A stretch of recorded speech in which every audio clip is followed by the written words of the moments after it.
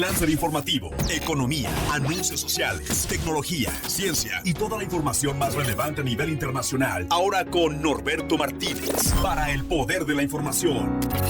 El poder de la información.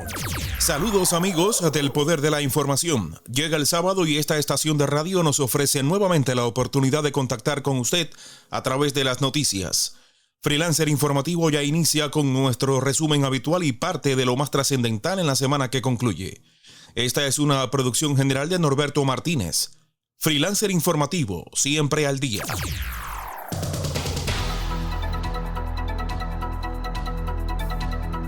El presidente de Estados Unidos, Joe Biden, ha afirmado este jueves que su país no perdonará a los autores de los ataques contra el aeropuerto de Kabul, a quienes perseguirá y les hará pagar por los atentados. Visiblemente afectado, Biden dio un discurso a la nación después de que 12 soldados estadounidenses murieron y otros 15 resultaron heridos en los ataques contra el aeropuerto de Kabul que el grupo Estado Islámico ha reivindicado. 2 explosiones en los alrededores del aeropuerto de Kabul han alterado la que para muchas potencias europeas iba a ser la última jornada de evacuaciones a 4 días para que finalice oficialmente el tiempo de evacuaciones de civiles de Afganistán tras la marcha de las tropas de Estados Unidos. A primera hora de la tarde, Estados Unidos ha confirmado los incidentes.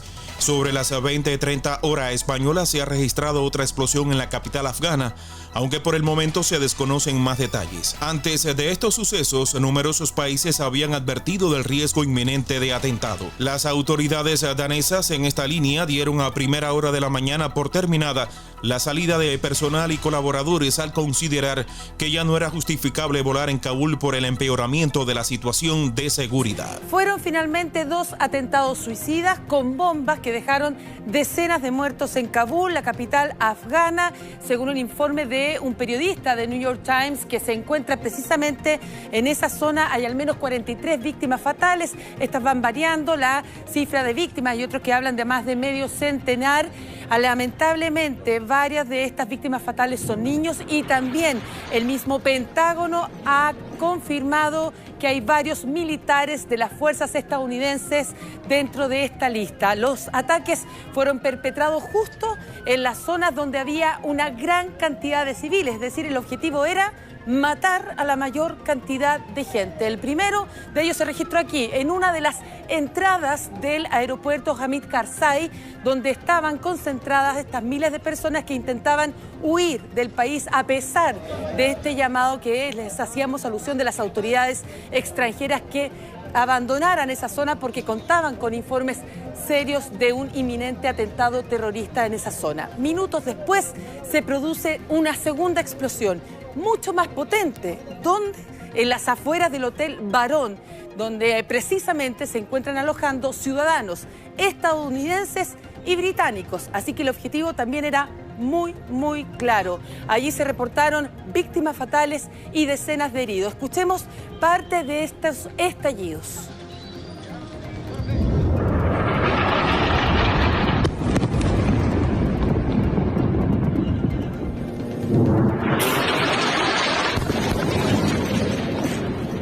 Los funcionarios estadounidenses creen firmemente que el grupo ISIS-Khorasan, ISIS-K, estuvo detrás de este ataque.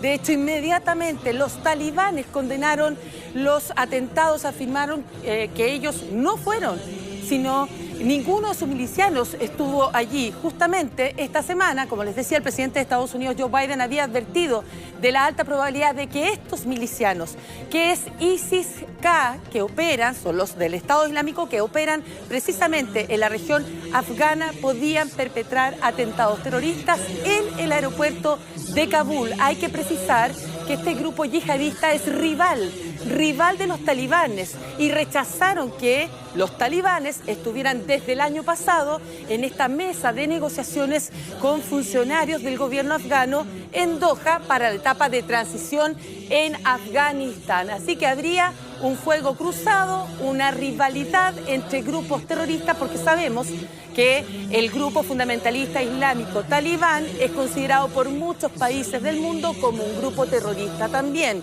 Y a esto se suma la advertencia de esta mañana que había emitido el Reino Unido a través del secretario de Estado de las Fuerzas Armadas, James Heappey, llamaba a sus ciudadanos, específicamente a los británicos que se encontraban en Kabul, a alejarse del aeropuerto porque ellos precisamente podían ser blanco de este tipo de ataques, al igual que la población civil que quería abandonar Afganistán. Estados Unidos y Australia habían emitido esta mañana avisos similares. Ataques, evidentemente, que elevan aún más la tensión en Afganistán en momentos en que ya más de 90.000 afganos y extranjeros han logrado ser evacuados.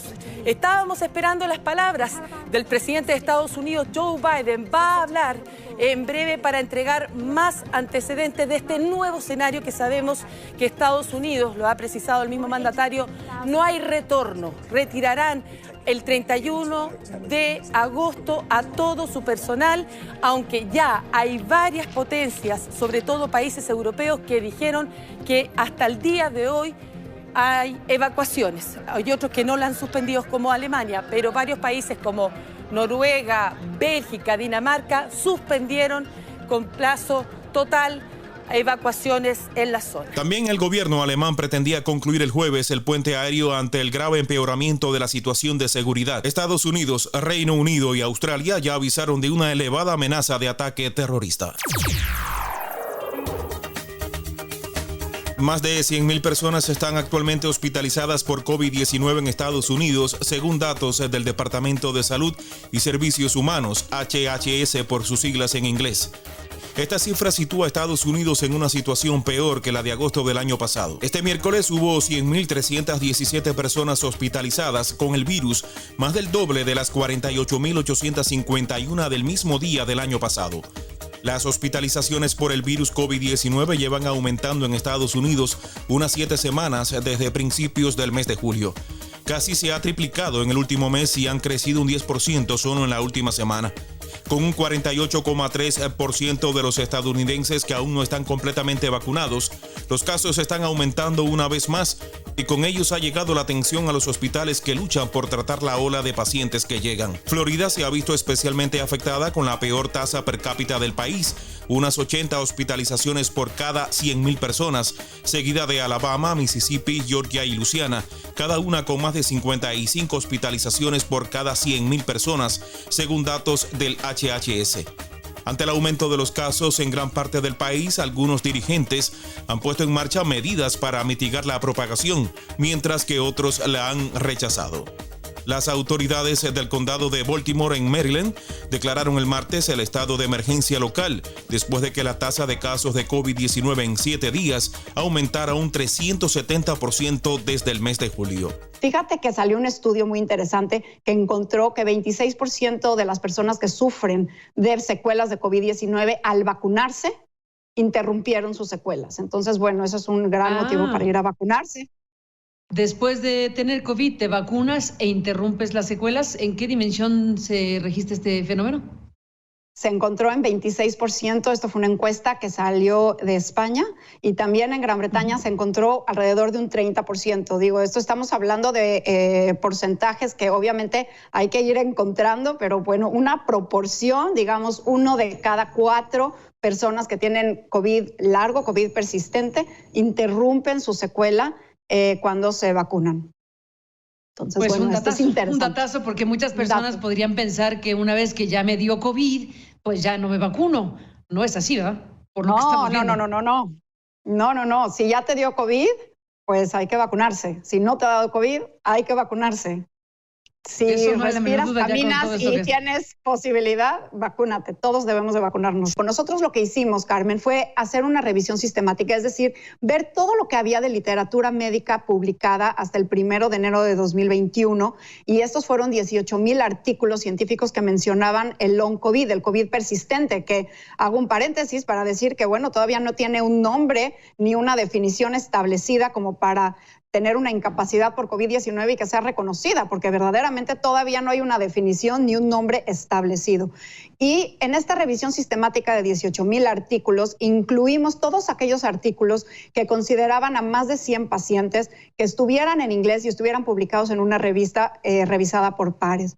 Estos fueron 15 estudios de Europa, de Gran Bretaña, de Estados Unidos, Australia, China, Egipto y México, y con eso tuvimos una visión muy global de lo que estaba sucediendo con el long COVID. Como bien sabes, al principio supimos de estas secuelas de COVID-19 por los reportes de los pacientes que publicaban en Facebook, en otras redes sociales, que tenían estas secuelas, y así es como nos dimos cuenta.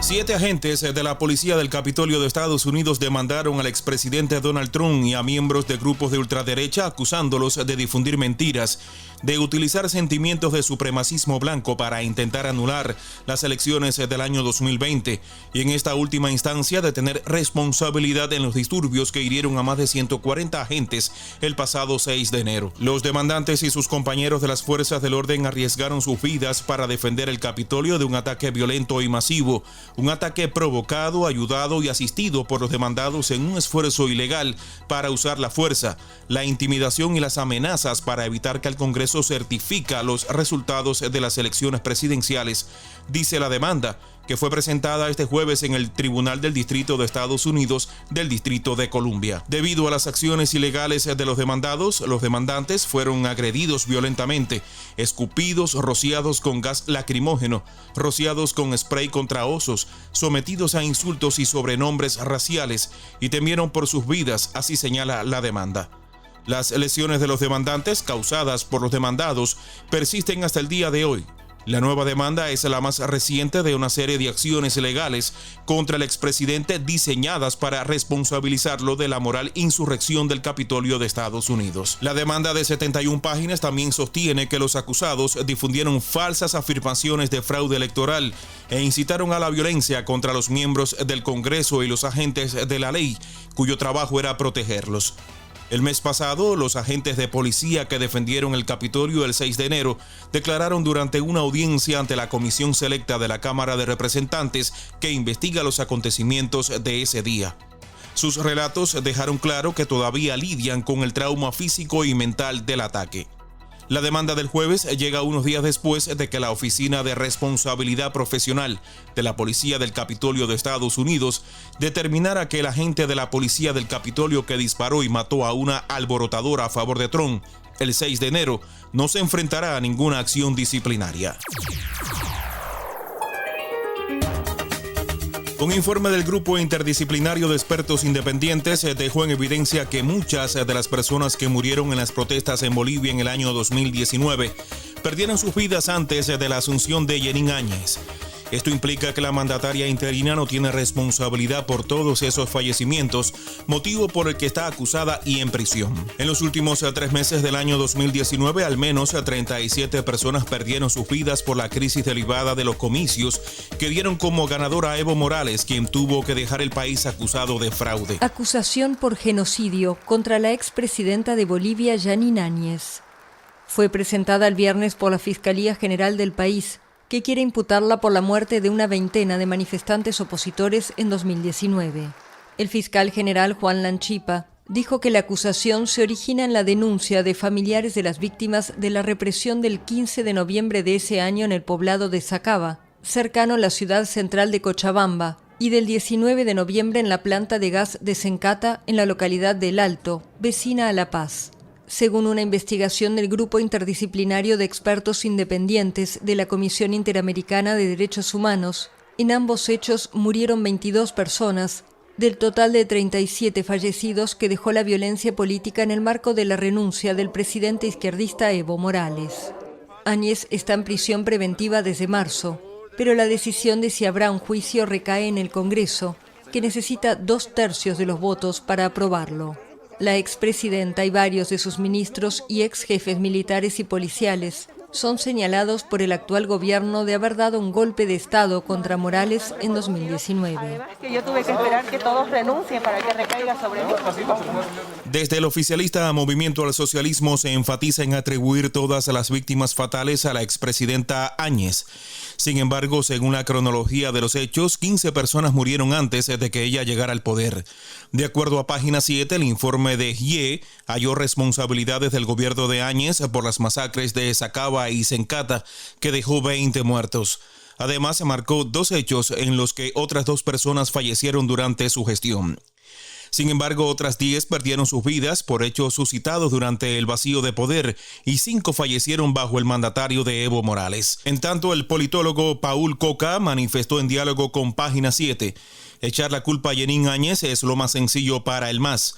La lógica que tienen desde el gobierno, no solo como partido, es que nunca se va a admitir sus errores. El MAS no va a aceptar bajo ningún argumento que tiene responsabilidad por lo acontecido y por la tensión política que se vive en este preciso momento.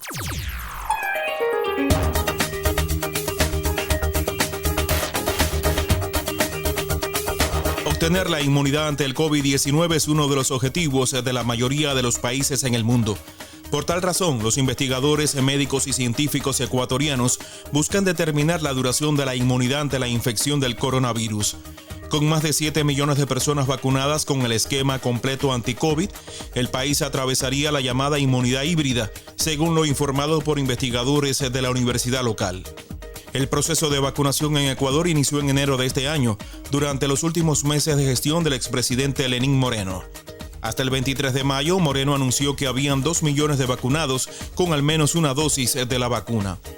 Luego, el 31 de mayo, el nuevo presidente Guillermo Lasso arrancó con el plan de vacunación 900, que tiene por objetivo vacunar a 9 millones de ecuatorianos hasta el 5 de septiembre. En casi 3 meses, el gobierno de Lasso ya ha inmunizado completamente a más de 7,3 millones de ecuatorianos, lo que equivale a que el 40,8% de la población de alrededor de 17 millones de personas está vacunada. Dicho porcentaje hace que el Ecuador ingrese al grupo de países con más del 40% de la población vacunada con 2 dosis. En Latinoamérica solo hay 3 países con esta categorización: Chile, Uruguay y Ecuador. La ejecución del plan habría permitido que el Ecuador avance rápidamente hacia la inmunidad híbrida. En diferentes puntos de la capital continúa la vacunación, especialmente con la vacuna de CanSino para personas migrantes y otras en situación de vulnerabilidad. Resalta Luz Coromoto, que acudió a recibir la vacuna sin cita. O sea, vine de la casa y ya, sin cita y sin nada. La primera que vengo y me pareció bien porque no dolió ni nada. Estoy nerviosa, pero no dolió para nada. Otros ciudadanos también han llegado a los diferentes puntos de vacunación para recibir la segunda dosis. Ha sido un orden, gracias a Dios, una consideración, un trato. Muy rápido, inclusive mejor que la vez anterior. Unos 20 minutos no más. La unidad educativa Consejo Provincial en el sur de la ciudad y Casa Somos San Marcos en el centro de Quito son 2 de los puntos donde se inocula en la ciudad. La inmunidad híbrida es un término que empezó a analizarse y que está explicado en un estudio liderado por investigadores estadounidenses y que fue publicado el último mes de junio. Esta inmunidad es aquella protección adquirida por la combinación de la inmunidad natural y la inmunidad artificial. La natural se refiere a la inmunidad que adquieren las personas que se enfermaron con COVID-19 y se recuperaron. La inmunidad artificial, en cambio, está vinculada con la inmunización a través de las vacunas anti-COVID. Freelancer Informativo es una producción original de Norberto Martínez para El Poder de la Información y Radio Poder. Usted puede comunicarse con nosotros a través de nuestro correo electrónico freelancerinformativo@yahoo.com, freelancerinformativo@yahoo.com, o enviando un mensaje de texto al teléfono 786-535-5442. 786-535-5442. Nuestro resumen de noticias semanal es una compilación de las informaciones más relevantes a nivel mundial y que son publicadas por los medios de mayor prestigio en materia informativa. Muchas gracias por seguirnos. Cuánto vacío hay en esta habitación. Este mes de agosto, el cantante venezolano Ricardo Montaner celebra 30 años del lanzamiento de su icónico disco En el último lugar del mundo. Los sencillos que de aquí se extrajeron para la promoción radial se mantuvieron insistentemente en el tope de la cartelera de las canciones más sonadas, y uno de ellos, Déjame llorar, fue el tema principal de la telenovela venezolana de la empresa Televisa Venevisión, Mundo de Fieras, y también fue la mejor canción del año en Venezuela y en México. Otros sencillos que alcanzaron éxitos en toda Hispanoamérica fueron Será y el tema que da título a este trabajo discográfico, En el último lugar del mundo. Debemos destacar que este fue el 5º trabajo discográfico de Ricardo Montaner. Antes había publicado Cada Día, Ricardo Montaner 2 y Un toque de misterio.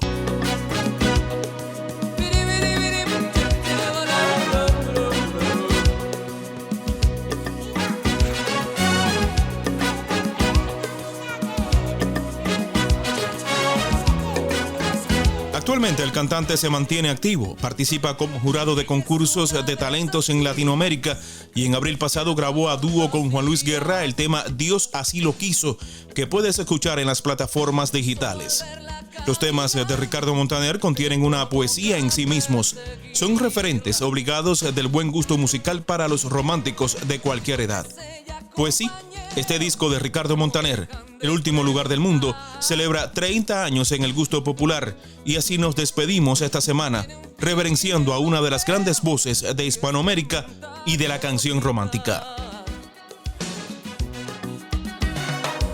Tiene ojitos mexicanos y caribeño el sabor, el calor de Maracaibo y tiene al mundo en las manos. Y tiene el mundo en las manos. Yo tengo el mundo aquí, abrazándola en las calles de Madrid, cubanísima en su forma de reír. Desde Buenos Aires, Chile y Guayaquil, tiene samba de Brasil. Oh, yo tengo el mundo aquí, la cuchungua en Guatemala o en Haití, colombiana baila cumbia en el jardín, es nacida en Puerto Rico para mí, es de Lima y Medellín. Oh.